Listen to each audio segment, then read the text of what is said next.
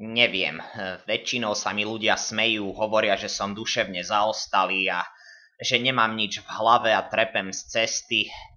Ale odkedy som začal siať šošovicu, veci dostali nový rozmer. Som kúpil semena šošovice v Galante na jarmoku a odvtedy na ňu nedám dopustiť. Každé ráno si sypem zo 3 Peter, kg na stačilo. polevu. Toto je už priveľa aj na silné žalúdky, ty kreten.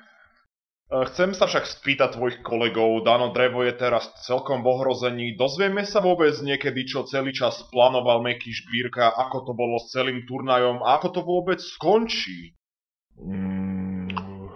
Skončí to... Neviem, ako to môže skončiť. Kto vie.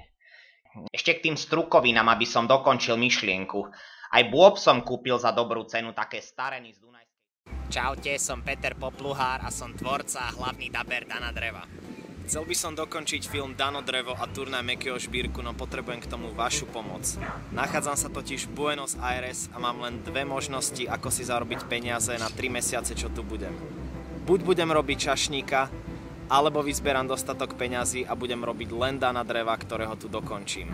Okrem toho si potrebujem kúpiť novú techniku na dabovanie, pretože mi ide ledva spustiť obyčajný Movie Maker, v ktorom som bol bohužiaľ nútený editovať toto video. Preto sa prihováram k vám, fanúšikom.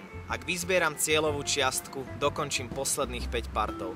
Keď to všetko bude hotové, spravím veľké premietanie, na ktoré budú pozvaní len ľudia, čo prispeli aspoň 10 eurami na dokončenie tohto projektu.